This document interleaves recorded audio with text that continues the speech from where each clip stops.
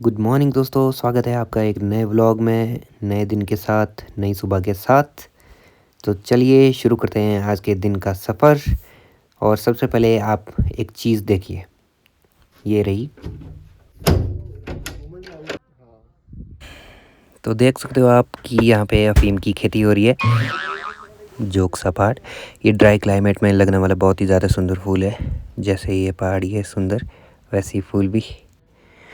ये चीज़ें इसलिए भी इतनी ज़्यादा खूबसूरत और सुंदर लग रही थी क्योंकि 8 घंटे की लगातार राइड ने हमको थका दिया था और रात को हमको ये नज़ारे देखने को भी नहीं मिले थे। तो सुबह जब आँख खुली तो वो कुछ इस तरह का नज़ारा था हमारे सामने, देख ही सकते हो आप लोग।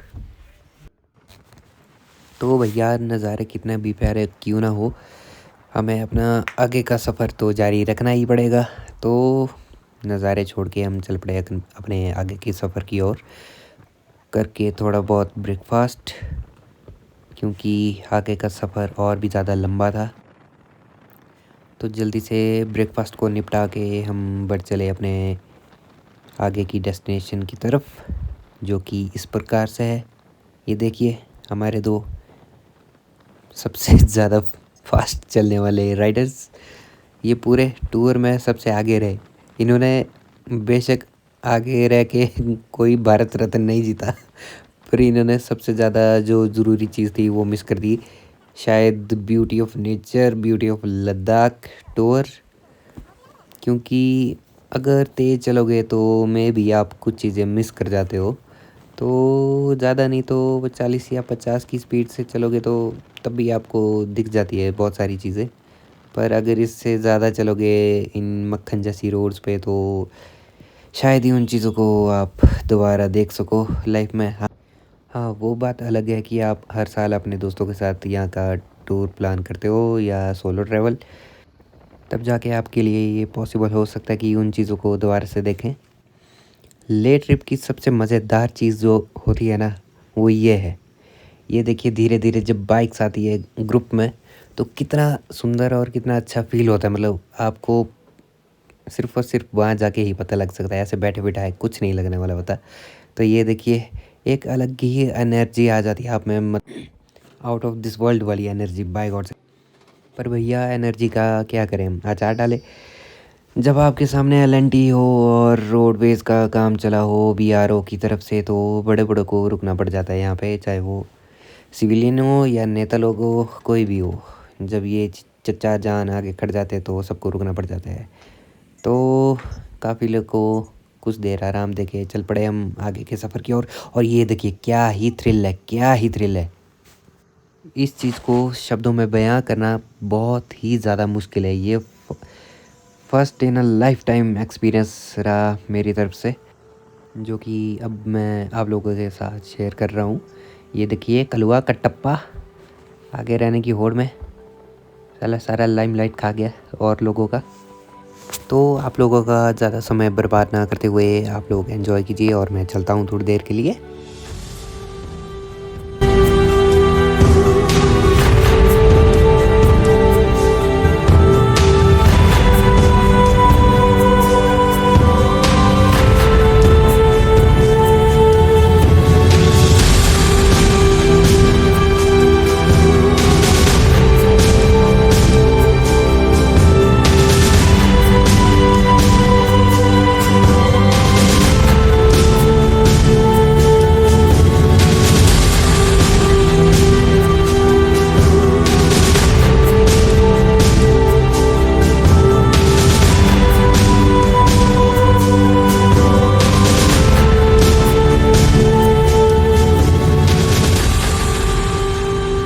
सो दोस्तों आ गया हूँ मैं वापस आप लोगों को बताने के लिए, क्योंकि अब हम हुंदर की हरी भरी वैलियों को छोड़ के प्रॉपर एक लद्दाख के सबसे बीहड़ इलाके में घुसने वाले हैं। ये रोड देख सकते हो आप, जहाँ पे प्रॉपर बोलते हैं कि ऑफ रोडिंग होती है, ठीक है। और सबसे जो ज़्यादा सनकी लोग होते हैं ना, वही इस रास्ते को करते हैं, क्योंकि ये सबसे लंबा, थका देने वाला, हेक्टिक और निचोड़ के रख देने वाला सफ़र है। क्योंकि कुछ नहीं, जब जाओगे तभी लगेगा पता भाई बाइक में, ठीक है। ये देख सकते हो, क्योंकि यहाँ पे आपको धूल मिट्टी रेत सब कुछ खाना पड़ता है मुंह पे। मुंह काला हो जाता है शाम तक जहाँ पे आप पहुँचना चाहते हो, ठीक है। और वो है पेंगोंग लेक। तो मेरी मानो यहाँ पे जाने के लिए आपको सबसे पहले तो आपको मेंटली प्रिपेयर होना पड़ेगा नेक्स्ट लेवल तक, क्योंकि इस वाले रोड पे ना इंसान की असली परीक्षा होती है। और ये बात मैं लिख के दे सकता हूँ, क्योंकि अब जैसे ये देखिए यहाँ पे स्लो जाना पड़ता है, क्योंकि अगर आप तेज़ी से जाओगे तो इस रेत वाले दलदल में कहीं भी फंस सकती है आपकी बाइक और गिर जाओगे, ठीक है। या फिर अगर तो होगे अकेले तब तो भाई भारी दिक्कत का सामना करना पड़ सकता है, क्योंकि अकेले में बाइक में अकेले जब होते हो आप तो रेत में बाइक निकालना बहुत ज़्यादा मुश्किल होता है। क्योंकि हमें एक बंगाली मिला था, उसकी बाइक 750 सीसी प्लस थी और वो रेत में फंसी हुई थी, और वो अकेला बंदा उसको निकाल भी नहीं पा रहा था। तो बहुत दिक्कत का सामना करना पड़ जाता है सोलो ट्रैवलर को। तो हमेशा याद रखिएगा कि ग्रुप में चले या फिर डुओ सर्वाइवल कर लें, तब भी आपको आसानी है, वरना रोड की हालत तो देख ही सकते हो। तो इसके लिए सबसे पहले तो ये बोलूँगा कि मेंटली प्रिपेयर होके आ जाओ। और इसी बीच किडनैपिंग वैन की मशहूरी देख ही सकते हो आप, किस तरह का एरिया है कि यहाँ पे इंसान पानी की एक बूंद को तरस जाए। चलो छोड़ो, इस एरिया को पार करते हुए हम पहुँच चुके हैं आज के पहले ब्रिज की ओर, सॉरी सेकंड। इसका नाम, अरे यार भूल गया इसका नाम। सबसे आगे पहुँच चुके हैं हम, यहाँ पेंगोंग लेक जा रहे हैं। ये ब्रिज पता नहीं कौन सा है, क्या नाम है इस ब्रिज का। तो सबसे आगे हम चले हुए अभी, और वो आ रहे हैं पीछे बाकी लोग।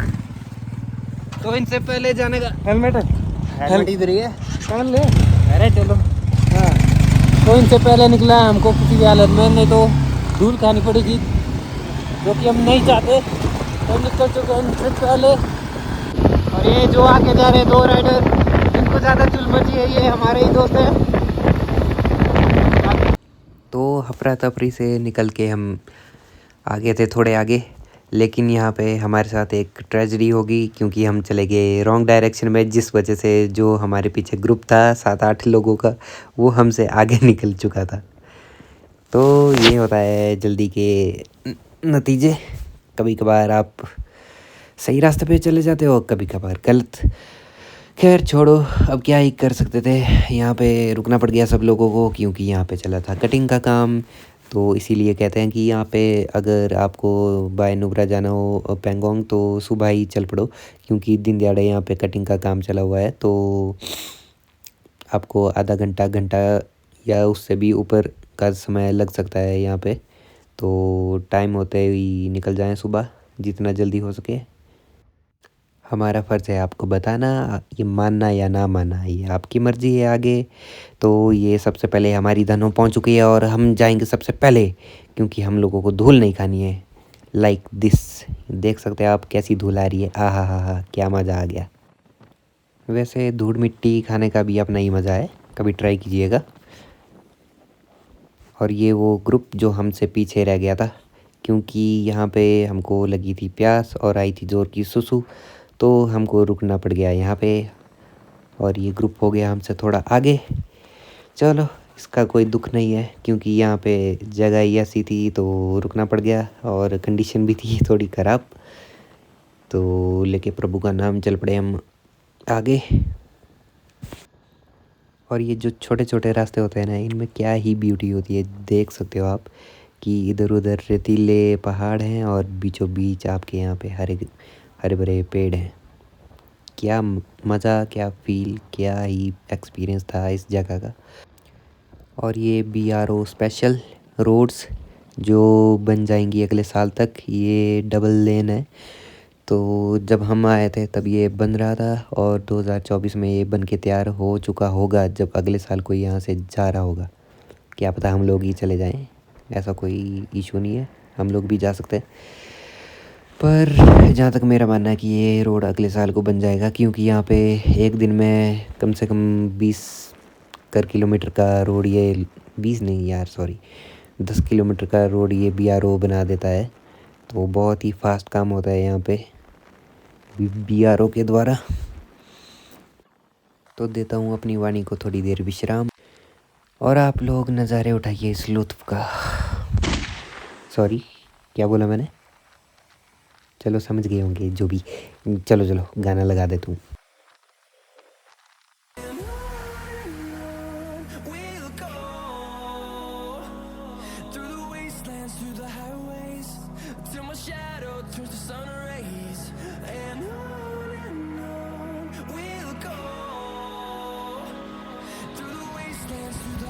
तो अभी थक चुके हैं सफ़र करके, हेक्टिक था, बहुत ज़्यादा धूप है। और रास्ते में हमको कुछ ये बेरीज टाइप की मिली हैं, इनको सी बकथॉर्न बोला जाता है, तो इनको खा भी सकते हो।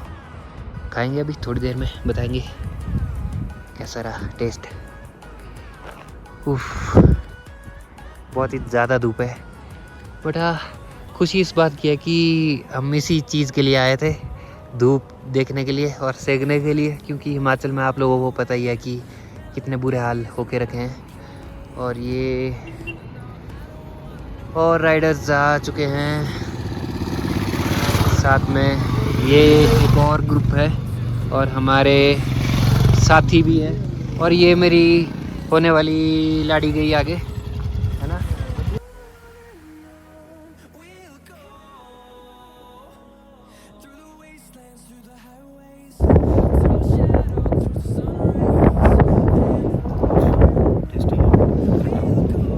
खट्टा है, बहुत ज़्यादा खट्टा है।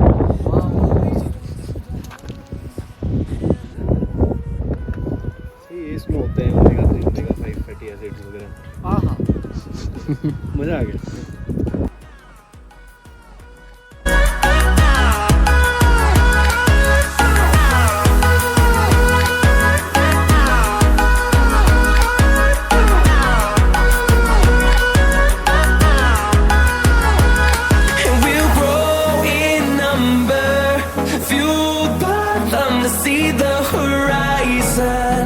Turn us to thousands, and we'll grow in number, fueled by them to see the horizon. Turn us to thousands, and on we'll go, through the wastelands, through the highways, till my shadow turns to sun rays. And on we'll go, through the wastelands, through the highways, and on we'll go.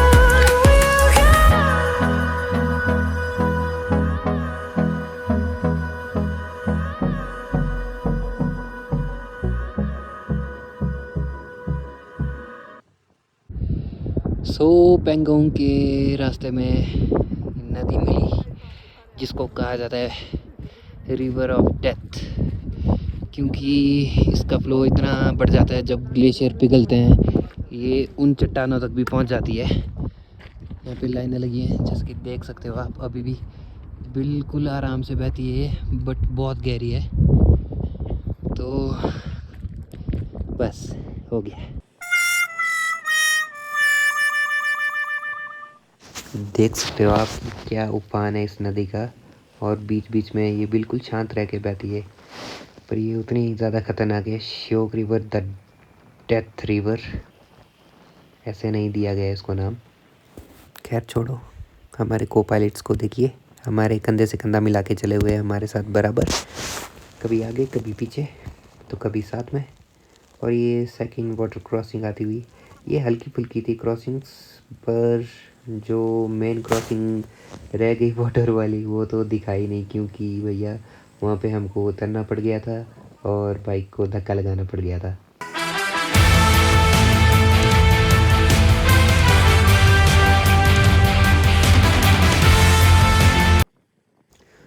तो अपने इसी जोश को बरकरार रखते हुए बढ़ चले हम अपने आगे के सफ़र की ओर। जय हिंद, जय भारत, वंदे मातरम।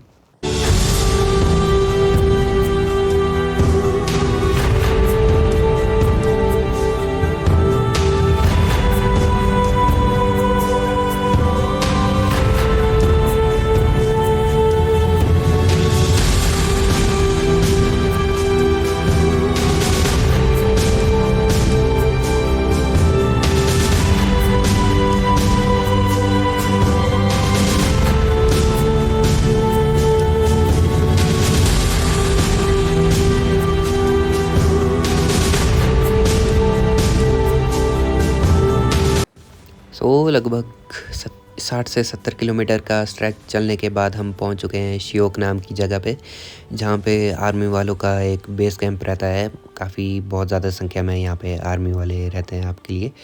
तो यहाँ पे कुछ खा पीने के बाद हम चल पड़े अपने आगे के सफ़र की ओर, और हमारे साथ आर्मी के ट्रक्स भी जा रहे थे। तो बहुत बहुत ज़्यादा काइंड नेचर के होते हैं ये लोग, क्योंकि ऐसे तो देखो क्या इमेज होती है कि आर्मी वाले खड़ूस होते हैं, ये होते हैं, वो होते हैं, पर इन लोगों ने हमको हर जगह पे पास दिया। और जहाँ पे मुमकिन नहीं भी था वहाँ भी इन्होंने ट्रक को अपने साइड लगा के हमको पास दिया, और गाइड भी किया आगे के लिए अच्छे तरीके से कि ऐसे जाना है और इतनी स्पीड से जाओ क्योंकि आगे डेंजर है थोड़ा। जैसा कि आप देख ही सकते हो, हाइट पे जा रहे थे हम, और इसके बाद बिल्कुल तीखी ढलान पे हमको उतरना था। और ये सबसे ज़्यादा, जो ये पूरा टूर रहा हमारा, सबसे ज़्यादा तीखी ढलान आएगी अभी थोड़ी देर में, तो देखिएगा। तो ये रही वो ढलान दोस्तों जिसका मैं जिक्र किया था अभी थोड़ी देर में। ये देख सकते हो आप कितने ढीले पत्थर हैं और ऊपर ऊपर तक हैं, और नीचे ये जो गटका गिरा होता है ये और दिक्कत करता है बाइकर्स के लिए, क्योंकि आपकी यहाँ पे आपकी बाइक स्किड हो सकती है, और अगर आपकी बाइक स्किड हुई तो आपके साथ थोड़ा बुरा हो सकता है, क्योंकि नीचे की रोड को गए ज़्यादा तो नहीं लगेगी, पर जो पत्थर पीछे से आएंगे आपके वो आपका बहुत कुछ कर सकते हैं। तो ध्यान रखिएगा कि ऐसी ढलानों पे आराम से ही आए। ये देखिए हमारे को राइडर्स का जलवा, हमारे कदम से कदम मिला के चले हुए हैं और एंजॉय करते हुए रास्ते को। आप लोगों का ज़्यादा समय ना लेते हुए एंजॉय कीजिए आप लोग वीडियो को अब म्यूज़िक के साथ।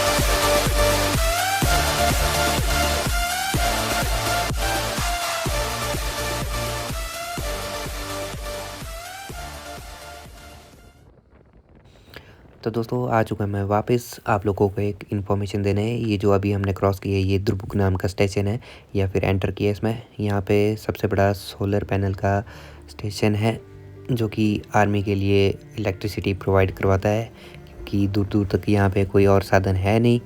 तो इन्होंने अपने लिए इतना बड़ा सोलर पैनल का स्टेशन बना दिया है, जो कि काफ़ी अच्छी बात है इतने दूर दराज के क्षेत्र में। ये भी अपनी साइड से सही है, क्योंकि ये भी कहाँ से लाएंगे इतने सारे साधन, और वो भी दुनिया से इतने दूर वाले इलाके में। बहुत दिक्कतों का सामना करना पड़ता है इतनी दूर रह के, तो इसलिए इनको हीरोज़ नहीं कहा जाता। रियल हीरो तो यही हैं, बाकी टीवी पे तो रियल हीरो हैं।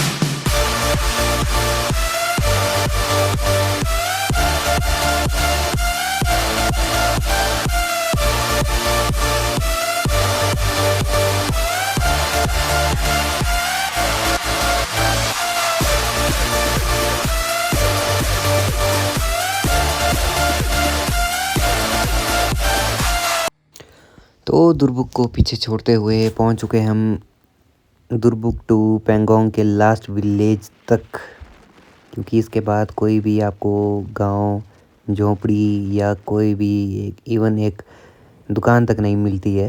तो कृपया करके ध्यान में रखें इस बात को। इन फ्यूचर अगर अभी क्या अगले साल अगर आप जा रहे हो तो याद रखिएगा कि यहाँ से आप जो भी खाने पीने का सामान हो सके तो ले लें, क्योंकि यहाँ से लेके पेंगोंग लेक तक कुछ भी नहीं मिलेगा आपको, ठीक है। और ये देखिए बाकी लोग, ये और ही ग्रुप है, तो इनकी भी खुशी का कोई ठिकाना नहीं है हमारी तरह। शायद ये भी फर्स्ट टाइम आए हैं। ये देखिए कैमरा लगा के आए हैं बंदे, अपनी लाइफ टाइम की मेमोरीज़ को साथ लेके जाएंगे। हाँ, और ये देख लो वो लोग जो मुझे ये बोल रहे हैं कब से कि बस भाई बहुत हो गया तेरा कि साल ख़त्म होने को आई और तेरा ये लद्दाख ख़त्म नहीं हो रहा। तो भाई लोग अब इसमें क्या करें हैं, लाइफ टाइम की मेमोरीज़ है ये, तो यहाँ पे अपलोड करूँगा तो कहीं ना कहीं तो सेव होगी एटलीस्ट। कल दिन को अगर मेरे फ़ोन या लैपटॉप से डिलीट भी हो जाती है चीज़ें तो एटलीस्ट मैं यूट्यूब पे तो देख सकूँगा उनको। ये भी समझो ना, किसी की फीलिंग्स बोलने से पहले सोच लिया करो कि कैसा फील होता है। खैर जाने दो और एंजॉय करो इस व्यू को।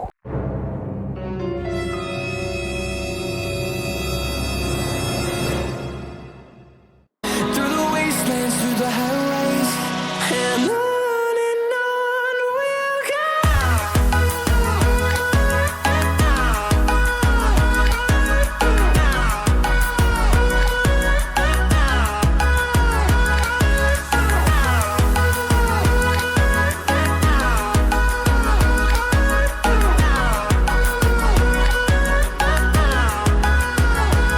and we'll grow in number, fueled by them to see the horizon, turn us to thousands.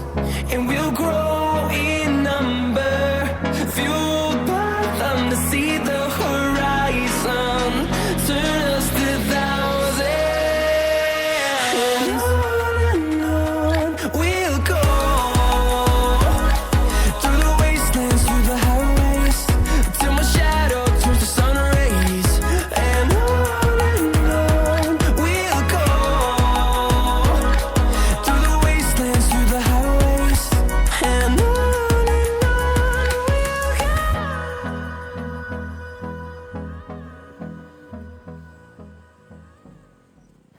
तो दोस्तों फाइनली हम पहुंच चुके थे अपनी ड्रीम डेस्टिनेशन तक।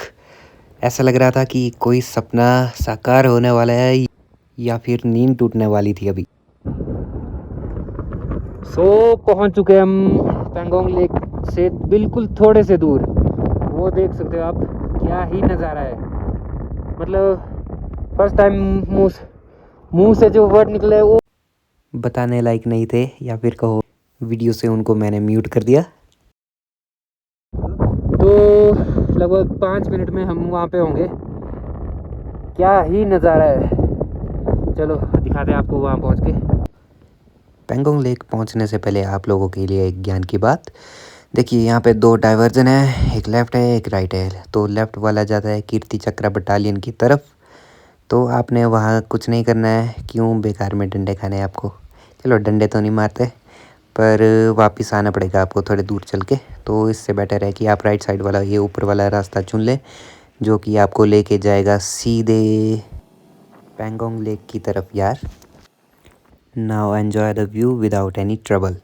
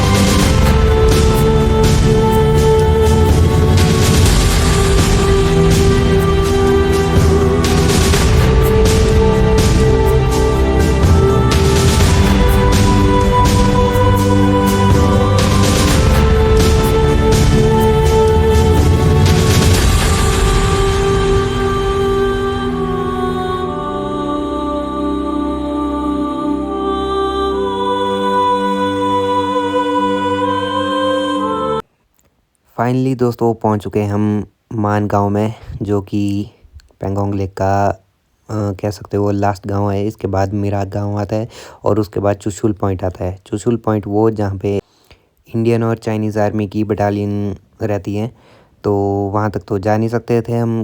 तो आज का स्टे हमारा मान गांव में होगा और धीरे धीरे हम एंड पॉइंट की तरफ अपने बढ़ते हुए तो कहते हैं अलविदा। जस्ट बिकॉज हम पूरी तरह से थक चुके थे। तो ये रहे कुछ शाम के पल और रात के पल, जो कि हम वीडियो में कैद नहीं कर पाए क्योंकि यहाँ पे बहुत ज़्यादा ठंड थी और भूख भी लगी हुई थी।